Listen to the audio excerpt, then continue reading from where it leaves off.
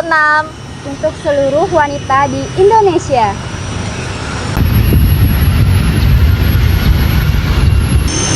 Hai Ti, boleh gabung nggak?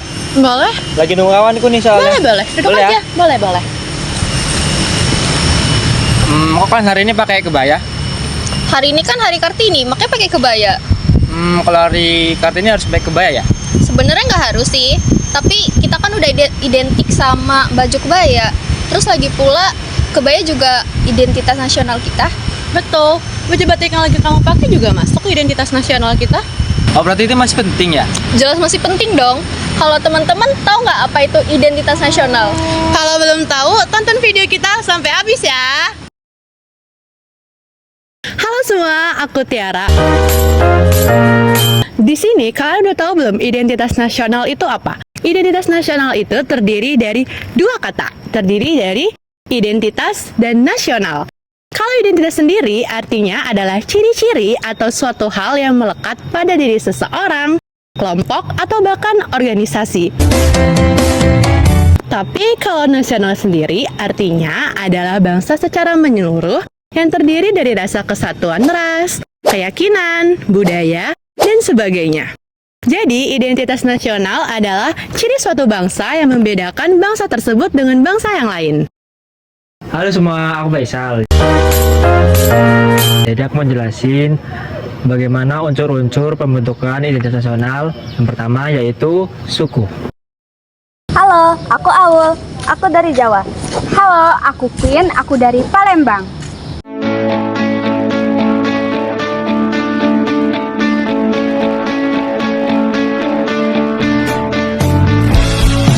Yang kedua ada bahasa. Halo Bu, minggu esok aku harus pulih ya. Yang ketiga ada budaya. Ini ke kanan atau ke kiri sih, San? Ke kiri. Oh, ke kiri, berarti kayak gini. Iya. Yang keempat ada agama. Kita bergerak dan bersuara, berjalan jauh, tunggu bersama, sempatkan pulang ke beranda. Halo, aku Aul. Jadi di sini aku bakal ngejelasin 4 faktor yang menjadi terbentuknya identitas nasional menurut Robert de Ventos. Sebagaimana dikutip oleh Manuel Castells dalam bukunya yang berjudul The Power of Identity. Yang pertama ada faktor primer, yaitu ada suku, agama, bahasa, dan wilayah negara. Walaupun Indonesia memiliki banyak perbedaan, hal itu justru membuat masyarakat Indonesia menjadi lebih bersatu, seperti semboyan Bhinneka Tunggal Ika. Yang kedua, ada faktor pendorong, yaitu perkembangan teknologi dan komunikasi. Faktor ini membantu masyarakat Indonesia semakin terhubung dari Sabang sampai Merauke.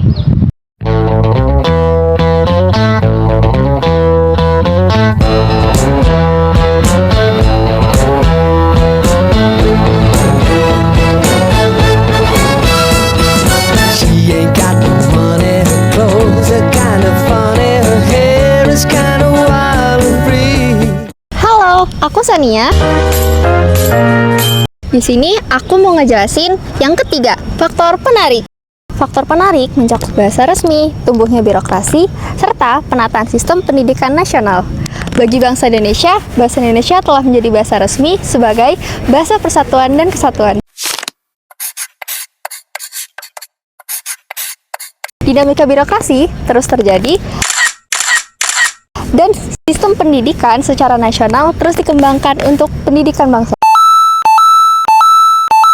Faktor reaktif merupakan faktor yang terdiri dari sejarah lahirnya Indonesia, yaitu perasaan yang senasib, semangat perjuangan, serta pengorbanan untuk mencapai kemerdekaan. Halo, aku Quinsa. Faktor objektif adalah faktor geografis, yaitu seperti gunung, sungai, dan danau.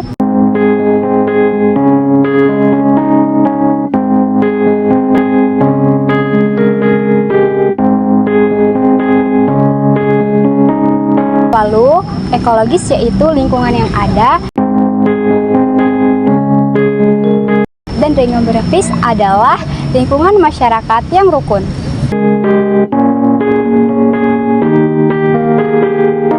Yang kedua, yaitu faktor subjektif, yaitu yang memiliki histori dan latar belakang yang sama-sama dijajah oleh bangsa asing dan merasa senasib dan sepenanggungan.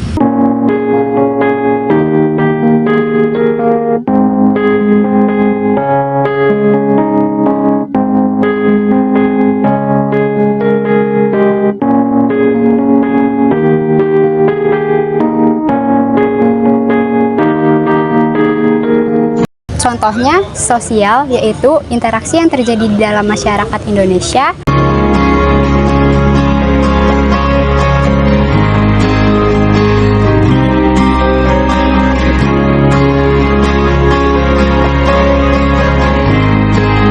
Politik, yaitu keadaan politik yang stabil. Tenang le, santai le, tenang le, semangat le,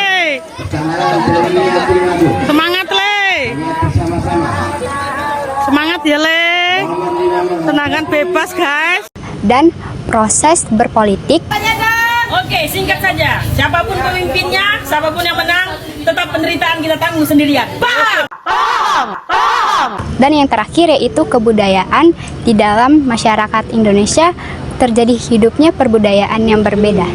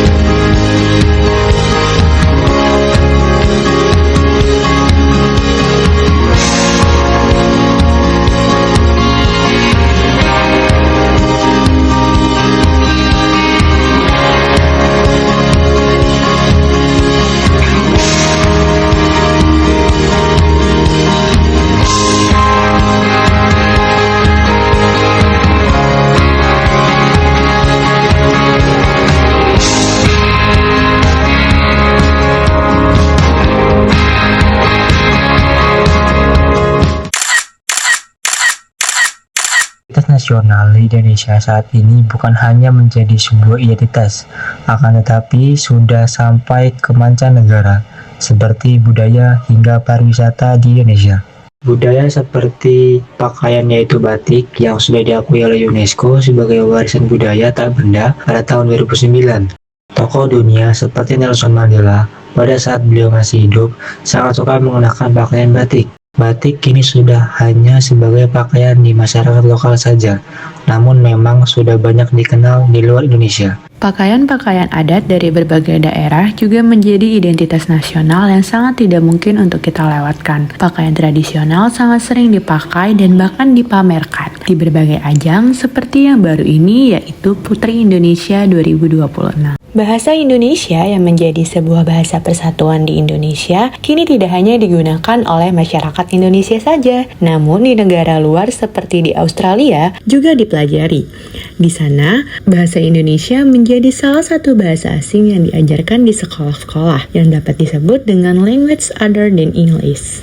Sektor pariwisata yang hanya dianggap sebagai pembantu ekonomi di negeri ini justru termasuk sebagai panggung utama yang menunjang Indonesia untuk lebih dikenal oleh negara luar. Karena ini, kita sudah seharusnya bangga menjadi masyarakat Indonesia yang kini identitasnya sudah dapat dikenal oleh negara luar. Tugas kita saat ini harus menjaga seluruh budaya yang ada hingga pariwisata yang ada di negara Indonesia.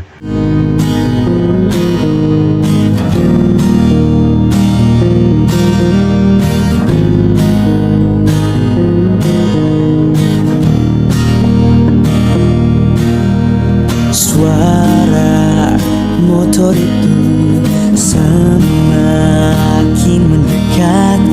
Kamu abaikan sapa